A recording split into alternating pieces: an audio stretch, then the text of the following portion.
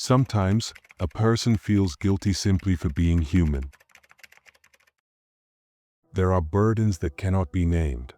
They cannot truly be carried either. They simply press down on a person. You feel them resting on your shoulders when you wake up in the morning, yet you cannot explain where they come from. There is no dramatic pain, no clear trauma you can point to. And still, there is a quiet exhaustion inside you, a sense that merely continuing to exist already requires effort. This is often the first thing one notices when entering Dostoevsky's world. Being human is far heavier than we usually imagine. So let me ask you something. Have you ever felt guilty without having done anything wrong? At a moment in your life when everything seemed to be going well, did you suddenly find yourself alone with an unexplainable unease rising inside you? Have you ever judged yourself when no one else did? Dostoevsky's characters live precisely inside this question. And what makes it unsettling is this: they are not distant figures. They are uncomfortably similar to us.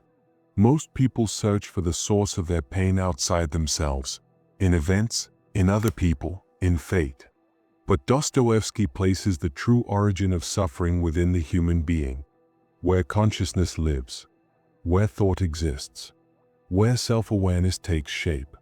Because thinking does not always free us. Sometimes it traps us. We become locked inside a narrowing room of our own minds, stuck in an endless interrogation with no clear exit. In the modern world, we are constantly told the same things: be strong, move forward, improve yourself. Yet no one asks a more troubling question: what if a person does not want to improve? What if they cling to their pain? What if they are unwilling to let go of their wound?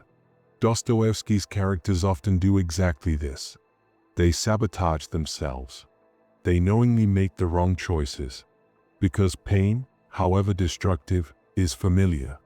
And what is familiar rarely feels frightening. Here, an uncomfortable truth begins to surface. People do not always want happiness. Sometimes they want to be right.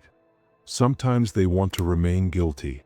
Sometimes they even want to be punished. Because punishment is easier to endure than uncertainty. When you can name your crime, guilt becomes more bearable. This is why Dostoevsky's characters so often walk toward their own destruction. They do not escape, even when escape is possible. Eventually, we arrive at a deeper question: is free will truly free, or is it an illusion caught between instinct and fear? Dostoevsky does not idealize human freedom. On the contrary, he reveals how dangerous it can be.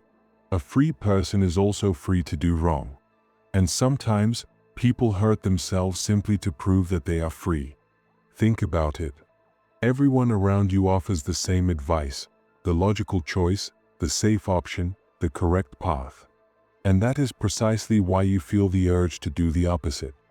Because if everything can be calculated, if humans are purely rational beings, then what meaning does being human still hold? Dostoevsky's characters deliberately create chaos in opposition to cold reason. Because suffering can become the only way to say, I exist.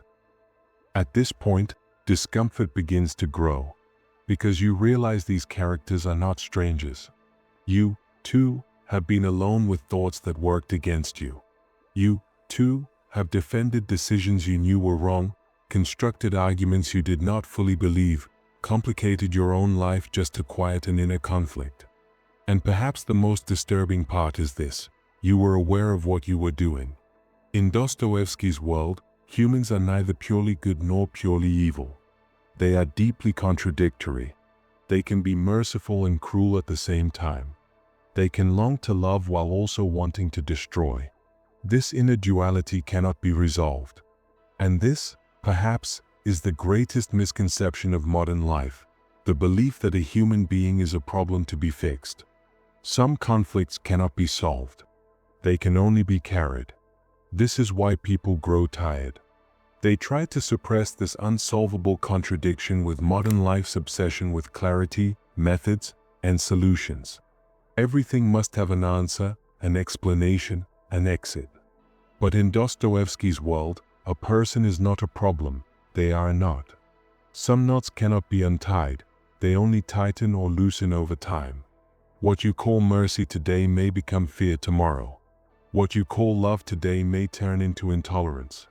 And when a person realizes this, true discomfort begins. They can no longer see themselves as the hero of an innocent story. Darkness is no longer an exception, it becomes part of the structure. At this point, consciousness grows heavy. A person wants to stop thinking, but cannot. There is no return to innocence. Once someone has seen themselves this clearly, the old simplicity disappears. Perhaps this is why Dostoevsky's characters often fall silent, lost in long inner monologues, alone even in crowds. Because the deepest confrontations are not with others, but with one's own inner voice. And that voice is rarely fair. Sometimes it is cruel. Sometimes it distorts reality. Sometimes it accuses more harshly than truth allows. So where does this voice come from? Is it a moral compass, or merely an echo of suppressed fears? Dostoevsky offers no clear answer. Because whatever the answer is, it does not bring comfort. Free will returns here, not as a savior, but as a burden. To be free does not mean choosing everything. It means carrying the weight of certain choices forever, and sometimes even carrying responsibility for things you never chose at all. This is why guilt so often arises without an actual crime. It grows from possibility, from the thought, I could have done it differently. Few sentences are more destructive than that one. Perhaps this is why people take refuge in the idea of fate. The inevitable is easier to bear than the chosen. But even here, Dostoevsky offers no escape. Fate, too, speaks from within. It does not absolve, it only shifts blame. As awareness increases, peace does not follow. Instead, trust in oneself begins to erode. Even when a person does something good, doubt appears. Was it truly good, or was it done to feel good about oneself? This question dismantles moral comfort. The idea of pure goodness collapses, leaving behind a flawed, complex, but undeniably real human being. If these thoughts disturb you, do not rush to dismiss them. Discomfort often does not mean something is wrong. It can mean something is painfully accurate. A person does not truly encounter themselves when they feel certain, but when doubt begins. This realization does not arrive like enlightenment. It descends slowly, quietly, and once it arrives, it cannot be undone. This is the true darkness in Dostoevsky's world. It does not shout. It does not threaten. It waits. Pain, then, becomes something more than suffering. It becomes friction with life. When a person feels pain, they still feel alive. Complete numbness, by contrast, is empty silence. Perhaps this is why the modern obsession with happiness feels unsettling. When happiness becomes a goal, pain turns into a mistake, and feeling pain becomes a personal failure. But in Dostoevsky's world, pain is not an error. It is a natural consequence of being human, sometimes even the price of moral depth. So rather than stating it openly, Dostoevsky seems to whisper this. If you sometimes feel unnecessarily guilty, restless, or inadequate, perhaps nothing is wrong with you. Perhaps you are simply too aware, too thoughtful, too perceptive. And while this depth sets you apart, it can also leave you alone. Dostoevsky's characters do not choose this loneliness, but they cannot escape it either. Once the surface no longer satisfies, the depths begin to call, and a person answers, even unwillingly. And here, perhaps, the most painful question arises, though it is rarely spoken aloud. Does a person truly want to be free, or do they learn to live with their pain by giving it meaning? Because sometimes pain becomes the only consistent story a person has. And letting it go means not knowing what remains. And in that uncertainty, something even more unsettling begins to unfold. If pain is the story a person tells themselves in order to remain coherent, then who are they without it? In Dostoevsky's great psychological confessions, in the fevered reflections of Raskolnikov in Crime and Punishment, in the bitter clarity of the underground man in Notes from Underground, suffering is not merely endured, it is cultivated, examined, almost protected. To abandon it would mean surrendering a familiar identity. The wound, over time, becomes a compass.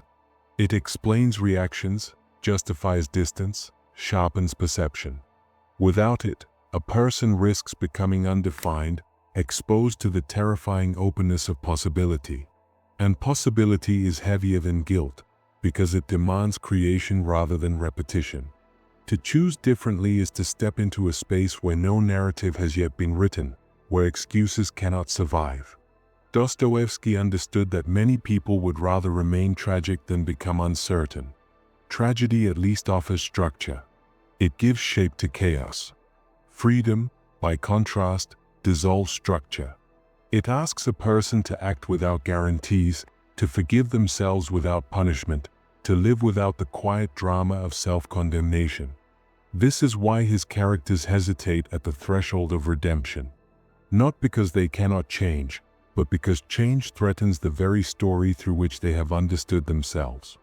And so they linger in their suffering, circling it, interpreting it, drawing meaning from it again and again. The deeper question, then, is not whether pain has value, but whether we are brave enough to exist without using it as proof that we are real. They say humans seek meaning. But Dostoevsky looks somewhere darker. What if humans need pain more than meaning? What if meaninglessness is not what breaks us, but what keeps us standing? Pain keeps us awake. It unsettles us. It forces us to think. Meaning, sometimes, simply puts us to sleep. So pause here. If these thoughts feel familiar, do not become defensive. Defensiveness often appears when something feels true. Perhaps this discomfort is not something to escape. Perhaps it is precisely what shapes who you are. Dostoevsky does not try to erase the darkness within humans. He forces us to see it. Because darkness that is ignored grows. Suppressed thoughts decay. And eventually, they surface. A person cannot truly be good until they recognize the capacity for evil within themselves. This is not moral advice. It is psychological reality. And now, as we reach the end, there is no clear answer. Dostoevsky offers none. He simply places you in front of a mirror and asks you to look, without turning away, without fleeing. And he whispers one final question. Does a person truly want to become better, or merely avoid confronting themselves?